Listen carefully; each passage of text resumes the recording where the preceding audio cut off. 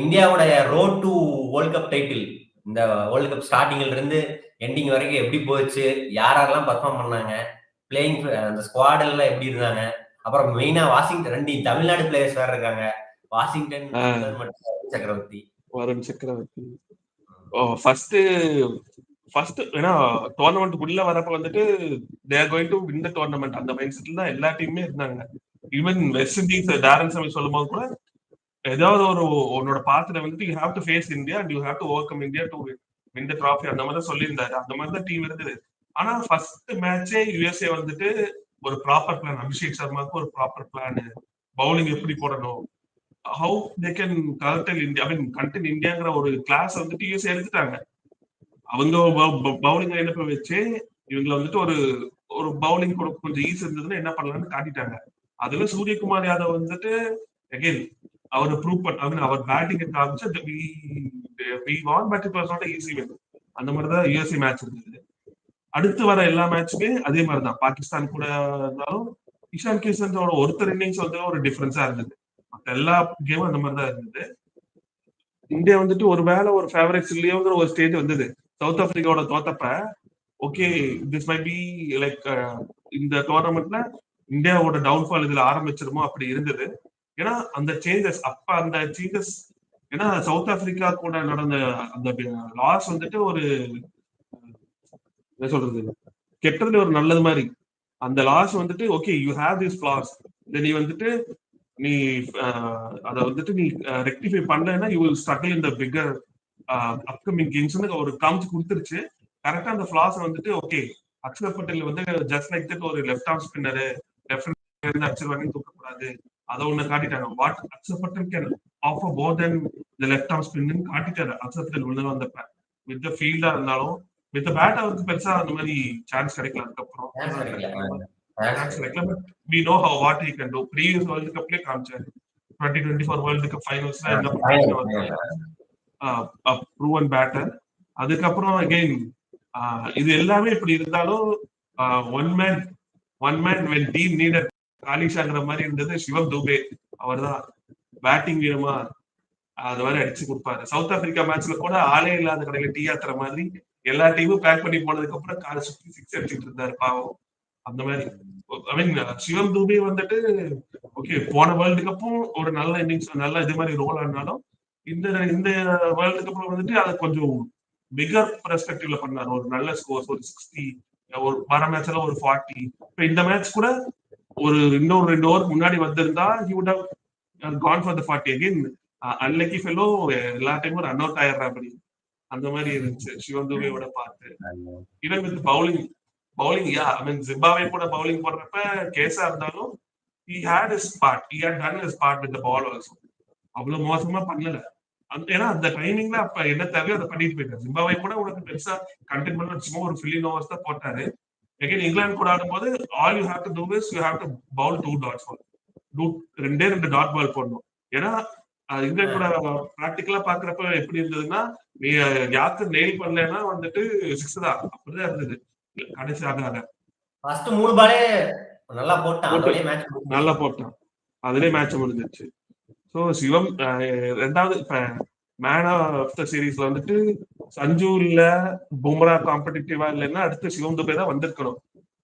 அந்த மாதிரி ஒரு நல்ல I mean is numbers might not speak in that way. But அந்த ஒரு சின்ன ஐ மீன் ஒரு பெரிய பில்டிங் ஒரு சின்ன தூண் தாங்குற மாதிரி அந்த சைடு நல்லா ஒரு தூணா இருந்தாரு சிவம் துபே.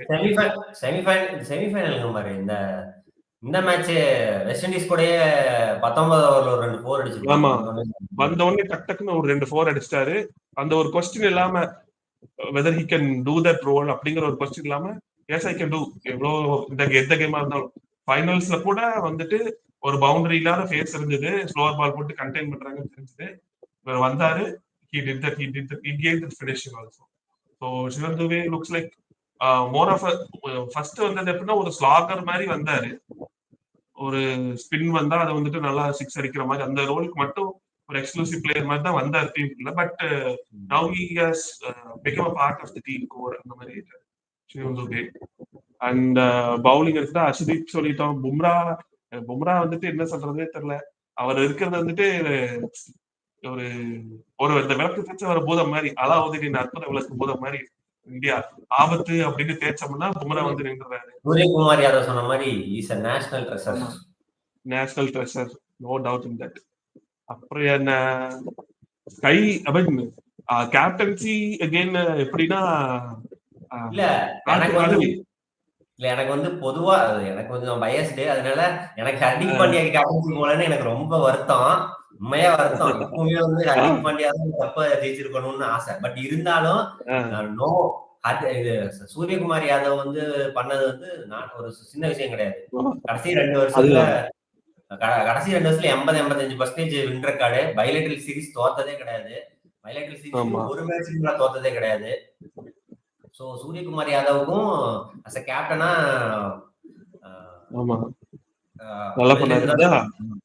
பேட்டிங் லாஸ்ட் ஒரு 1.5 வருஷம் எக்ஸ்பெக்ட் பண்ண மாதிரி விளையாடல. ஒரு ஃபார்முக்கு கரெக்டா வந்தா அப்படி இப்ப மறுபடியும் ஃபார்ம் அவுட் போயிடுச்சுன்னு தான் நினைக்கிறேன். பட் அது மேட்டர் கிடையாது. அன்லெஸ் டீம் நல்லா விளையாடுற வரைக்கும் ஓன் ஃபார்ம் மேட்டர் கிடையாது. சோ கேப்டன்சியும் சொல்ல முடியாது. ஃபீல்ட் பிளேஸ்மெண்ட், சில field placement Bumrah Rohit use பண்றது வேற மாதிரி இருந்துச்சு, ஸ்கையோட யூஸ் வேற மாதிரி இருக்கு. ஸ்கை யூஸ் பண்றது வேற மாதிரி இருந்துச்சு. ஏன்னா இங்கிலாந்து கூட மேட்ச்லயுமே பவுலிங் ரொட்டேஷன் ஏதாச்சும் ஒரு மிஸ்டேக் ஆயிருந்தது அப்படின்னா மேட்ச் would have gone. அந்த மாதிரி தான் இருந்தது. பும்ராக்கு அந்த லாஸ்ட்ல டெத்ல உனக்கு அந்த 3 ஓவர் இல்ல, ஹர்திக் பாண்டியாக்கு அந்த 2 ஓவர் இல்ல, அந்த மாதிரி ஒரு ரெகுலர் பேட்டர்ன்ல போயிருந்தேன்னா யூ குட் ஹவ் லாஸ்ட். அந்த பவுலிங் ரொட்டேஷனை கரெக்டா மெயின்டைன் பண்ணாரு, அது ஒண்ணு மிஸ் ஆகல.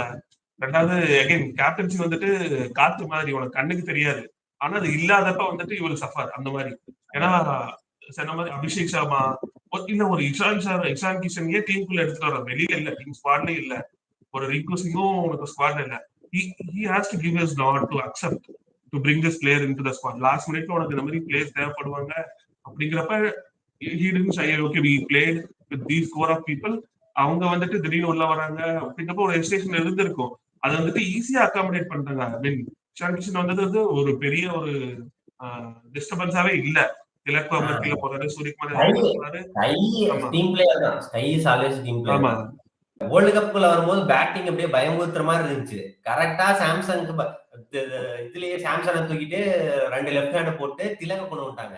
திலக் வர்மா நம்பர் 5-6ல கம்ஃபர்டபுளா ஆடுறான்டா, சூப்பரா விளையாடுறான், பினிஷிங் வரட்டனமா பினிஷிங் பண்ணி கொடுக்குறான். நம்பர் 3ல தான் ஸ்ட்ரகிள் பண்ணிட்டான். என்ன சஞ்சுவை டிராப் பண்ணிட்டு இஷான் கிஷானையும் அபிஷேக்கையும் ஓபன் பண்ணாங்க. ஒரு சைடு வந்து அபிஷேக் அவுட் ஆயிட்டே போயிட்டான். நம்பர் 3ல திலக் வந்தா, திலக் வந்து ஸ்டெபிலைஸ் பண்ண பார்த்தான், அந்த ஃப்ரீயா விளையாட முடியலையோ அப்படின்னு நான் நினைக்கிறேன். அதுக்கப்புறம் கையே, அதுக்கப்புறம் அப்படி ஹர்திக் அப்படின்னு போயிடுச்சு. இப்போ யூஎஸ்ஏ கூடயும் பேட்டிங் பெருசா பண்ணல, பாகிஸ்தான் கூடயும் இஷான் கிஷான் 1 மேன் ஷோ, நமீபியா கூடயும் அடுத்தது நெதர்லாண்ட்ஸ்லயுமே பாத்தீங்கன்னா தூபே தான் காப்பாத்துறான்னு நினைக்கிறேன். நெதர்லாண்ட்ஸ் கூடயுமே கொஞ்சம் 60 அடிப்பாரு தூபே, ஃபினிஷிங் பவர் கொடுத்தான். நமீபியா கூட வேணா எப்படி போச்சு நான் மறந்துட்டேன். நமீபியா கூட ஓரளவு டீசென்ட் விளையாண்டுருப்பாங்கன்னு நினைக்கிறேன். நமீபியா மேட்ச்ல அபிஷேக் இல்ல, அதுக்கு பதிலாக சாம்சன் வந்து ஒரு 2 6 அடிச்சு அப்படியே அவுட் ஆயிட்டான். குரூப் ஸ்டேஜ்ல பேட்டிங் பவரே தெரியல, பவுலிங் சூப்பரா இருந்துச்சு, பேட்டிங் பவரே தெரியல. சூப்பர் எயிட்ஸ்ல போகும்போது சவுத் ஆப்பிரிக்கா கூட நடந்ததுதான் வேக்கப் கால். அது நடக்கலன்னா கண்டிப்பா அது இந்தியாவுக்கு செமிஃபைனல்லையோ ஃபைனல்லையோ கண்டிப்பா நடந்திருக்கும். அது வந்து நல்லதுதான். அந்த மாதிரி ஒரு உண்மையாலுமே சந்தோஷமா இருந்துச்சு சவுத் ஆப்பிரிக்கா கூட தோக்கும்போது. என்னடா இப்படி சொல்றாங்க, ஏன்னா அந்த அடி உளுந்த முடிதான் ரியலைஸ் பண்ணிட்டாங்க. ரியலைஸ் பண்ணி உடனே சஞ்சுக்கு மாத்தினாங்க. ஒரு ரைட்ல என்னடா இப்ப இந்த மேட்ச் இருக்குல்ல, ஜிம்பாப்வே மேட்ச்ல 24 ரன் முதல் சஞ்சு அடிச்சான். அப்ப பாத்தீங்கன்னா ஜிஜி கூப்பிட்டு நல்லா ஸ்டார்ட் பண்ண அப்படின்னு சொல்லி பிரைஸ் பண்ணுவாங்க அந்த டக்அவுட்ல இருந்துட்டு. அப்ப வந்து அந்த குடுக்கறக்கே ஆள் இல்ல, அதான உண்மை. எல்லா மேட்சும் ஃபர்ஸ்ட் ஓவர் செகண்ட் ஓவர்லயே ஒரு விக்கெட் போயிருது. அதுக்கப்புறம் அப்ப அந்த சஃபல் சஞ்சு வந்ததுக்கு அப்புறம் சஞ்சு, அபிஷேக், இஷான் கிஷன் அந்த டாப் 3 மறுபடியும் இருந்துருச்சு. திலக் வர்மாக்கு 5-6 கொடுத்தாங்க. திலக் வர்மா 5-6ல நல்லா சூப்பரா விளையாண்டா. 2 மேட்ச் நல்லா க்ளோசிங் பண்ணி கொடுத்தான். இதே சேசிங்கா இருந்தா எப்படி போயிருக்கும்னு தெரியல. அந்த அதுக்கப்புறம் ஜிம்பாப்வே வந்து ஒன் சைடட் மேட்ச், அதை வந்து போட்டு புரட்டி எடுத்துட்டாங்க. இந்த வெஸ்ட் இண்டீஸோட இம்பார்ட்டன்ட் சேசிங்ல பாத்தீங்கன்னா சஞ்சு வந்து இந்த 3 இன்னிங்ஸ்லயுமே பெஸ்ட் இன்னிங்ஸ்னு கேட்டா நான் அந்த வெஸ்ட் இண்டீஸ் தான். ஒரு ஃபால் ஷாட் கூட கிடையாது, ஒரு மோசமான ஷாட் கூட கிடையாது. பவர் பிளேல அடிச்சதுக்கு அப்புறம் அடிக்கவே இல்லை, பால் வந்து ஏர்லயே வந்து போச்சு, ஒரு 2-3 டைம் தான் போச்சு. அதுக்கப்புறம் மேக்ஸிமம் வந்து ஏர்லயே பால் போகல, நீட்டா விளாண்டான். அதுதான் பெஸ்ட் இன்னிங்ஸ். அப்புறம் அதுக்கு அடுத்த 2 மேட்ச் செமிஃபைனல் ஃபைனல்ல ஈஸியா 100 அடிச்சிருக்கலாம். செமிஃபைனல்ல 13 ஓவர்லயே அவுட் ஆயிட்டான். ஷாட்டுக்காக போய் அவுட் ஆயிட்டான். நேத்து கூட 5 ஓவர் இருந்துச்சு. நினைச்சிருந்தா ஈஸியா 200 வேர்ல்டு கப். பட் அவங்க வந்து ரன்ஸுக்காக விளையாண்டுட்டாங்க. ஏன்னா ஒருவேளை ரன் எல்லாம் பத்தாது, நம்ம அப்படி ஒரு 2 ஓவர் இது பண்ணா அப்படியே மூமெண்டம் போயிடும் அப்படின்னு நினைச்சானு தெரியல. அப்புறம் அப்படியே பவுலிங்க்கு வந்தா வருண் சக்கரவர்த்தி வந்து ஃபர்ஸ்ட் ஹாஃப் வந்து சூப்பரா போட்டான். வருணுக்கு செகண்ட் ஹாஃப் கொஞ்சம் மோசமா போயிடுச்சு, போட்டு பொழந்துட்டாங்க.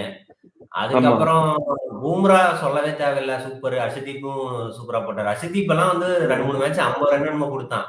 ஆனா அந்த மேட்ச் எல்லாம் வந்து எட்ஜ் நிறைய போயிருச்சு, அந்த மாதிரி போயிருச்சு. வாஷிங்டன் சுந்தரை வந்து அக்ஷர் ரிப்ளேஸ் பண்ணாங்க, அதையும் கரெக்டான டைம்ல மாத்திக்கிட்டாங்க. அதனால வந்து ஒரு பேட்டிங் பிளஸ் நல்லா பவுலிங் கிடைச்சது. ஃபீல்டிங் கடைசி 2-3 மேட்ச் சூப்பரா பண்ணிட்டாங்க. ஸோ இஷான் கிஷானும் ஒரு 50 தான், 2 50 தான் அடிச்சிருக்கான்னு நினைக்கிறேன். ஆனா அது போக நிறைய கேமியோ ஆனான், 30 38 நிறைய கேமியோ ஆனான். ஹர்திக் பாண்டியா கிட்டத்தட்ட 200 ரன்னு 9 விக்கெட் நினைக்கிறேன். எப்பவும் போல ஒரு இது. பாண்டியா எஸ்பெஷலி என்னன்னா நியூ பால்லையும் நல்லா போட்டான், டெத்லயும் நல்லா போட்டான். ஆமா. அடுத்த வேர்ல்டு கப் யார் ஜெயிக்க போறாங்கன்னு நான் இப்பவே சொல்ல போறேன். T20 world cup Australia, New Zealand. காயப்பட்ட சிங்கத்தோட மூச்சு காத்து. அதுக்கெல்லாம் இல்ல, அவங்கதான் ஹோஸ்ட். 2028 ஆஸ்திரேலியால தான், ஆஸ்திரேலியா நியூசிலாந்து தான் நடக்க போகுது. அதனால சும்மா சொன்னேன். இந்த பிரான்சைஸை பேசிட்டா நான் கொண்டு போக விரும்பல, பட் இருந்தாலும் சொல்றேன். தூபேவோட evolution after joining CSK. So Dube வந்து T20 வேர்ல்டு கப் T20 டீம்ல இருப்பான்னு யாராவது நினைச்சிருப்பாங்களா? எல்லாத்துக்கும் காரணம் ஏன்னா அது ஏன்னா சிவம் தூபே வந்துட்டு இங்க சிஎஸ்கேக்கு வந்ததுக்கு அப்புறம் எல்லா இருக்காரு. ஒரு நல்ல பேட், ஒரு பெரிய ஸ்கோர் அடிக்கிறப்பையும் கான்ட்ரிபியூட் பண்ண வேண்டியதா இருந்துச்சு. இன்னொன்னு வந்துட்டு கன்சாலிடேட் பண்ணி ஆட வேண்டிய சிச்சுவேஷன் கடைசி 2 சீரீஸ் நிறைய வந்துருச்சு. ஏன்னா நம்மால் வந்துட்டு எப்படி கடைசி 2 ஓவர் தான் வருவார். அவர் வராம பேட்டிங்க பாத்துக்கணும்னு ஒரு கட்டாயத்துக்கு பேர்ல அந்த ப்ரெஷர் அப்சர்வ் பண்ணணும், அந்த ஒரு சிச்சுவேஷன்ல போட்டோம். ஃபர்ஸ்ட் ஃபம்பிள் ஆனாரு, அடிக்க முடியாம. ஏன்னா அது ஒரு ஹார்ட் ஃபேஸ் வந்துட்டு சிஎஸ்கே அவர் ஃபேஸ் பண்ணாரு தூபே. ஃபர்ஸ்ட் அந்த ஹிட்டர் ரோல் நல்லா பண்ணாரு 24ல. அப்புறம் ஓரளவு பண்ணல. போன சீசன் ஃபுல்லாவே ஜடேஜா தூபே வந்துட்டு டெஸ்ட் இன்னிங்ஸ் ஆடுறாங்கன்னு நம்ம கம்ப்ளைண்ட் பண்ணாலும் அதை ஏன் ஆடுறாங்கன்ட்டு கொஞ்சம் பின்னாடி பார்த்தோம்னா ஏர்லி விக்கெட்ஸ் போயிடும். பேக் எண்ட்ல வந்துட்டு T20 வேர்ல்ட் கப் நான் தூபேவை தான் சொல்லுவேன். ஆமா, ட்ரூ. எனக்கு என்ன பயமா இருந்ததுன்னா அன்சங்கீரோ ஒரு ஃபெயில் ஆனதே இல்லைன்ட்டு எல்லா தடவையும் தூபே சொல்லிட்டே இருக்கிறோம். ஃபைனல்ஸ்ல வந்து தூபே போட்ட விட்டுருவாரோ அப்படின்னு நினைச்சேன். ஆனா அது ஃபைனல்ஸ்ல வந்து நேத்து தூபே அடிக்கலினாலும் அவன் மேல எல்லாம் குத்த சொல்றப்ப ஒண்ணு இல்லடா.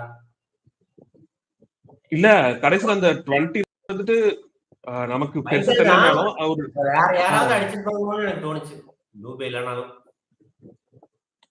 அதான் சப்போஸ் துபே வந்து ஒரு 4 பால் கட்ட போட்டு போயிருந்தான்னு வச்சுக்கோவேன், மேட்ச் க்ளோஸா வந்து நியூசிலாந்து ஜெயிச்சிருந்தா எல்லாம் தூபே கழுத்து தான் போய் பிடிப்பாங்க. 5 ஃபினிஷ் பண்ணல, ரோல பண்ணலன்ட்டு. அது வந்திருக்கும். ஆனா 2020 ஒரே மேட்ச் தான் அவன் வாழ்க்கையே மாத்திருச்சு.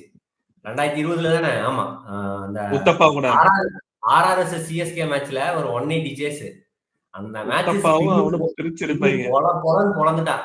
அதுக்கப்புறம் தான் தோனி எடுத்தாங்கன்னு 2022ல எடுத்து மிடில் ஓவர் ஸ்பின் ஹிட்டிங் மாஸ்டரா இருந்தான். அப்படிதான் 2024 T20 வேர்ல்ட் கப்புக்கு போனான்.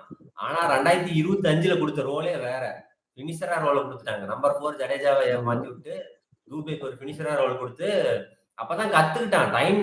டைம் எடுக்க நமக்கு பேட் பால்ஸ் கிடைக்கும், பேட் பால்ஸ் ஈஸியா ஆடி ரன் எடுத்துக்கலாம் அப்படின்ற ஒரு இதை வந்து கத்துக்கிட்டான்.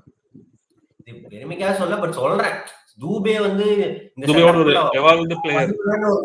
வருஷத்துக்கு முன்னாடி நினைச்சிருப்போமா? இல்ல இன்னும் ஞாபகம் இருக்கு, தூபே ஆக்ஷன்ல வரக்கு முன்னாடி மீம்ஸ் எல்லாம் அந்த ஒரு படத்துல வருமே, அந்த படத்துல மீம்ஸ் தூபேவெல்லாம் ஆக்ஷன்ல எடுத்தேன்னா நான் செத்துருவேமா அப்படின்ட்டு மீம் வந்தது.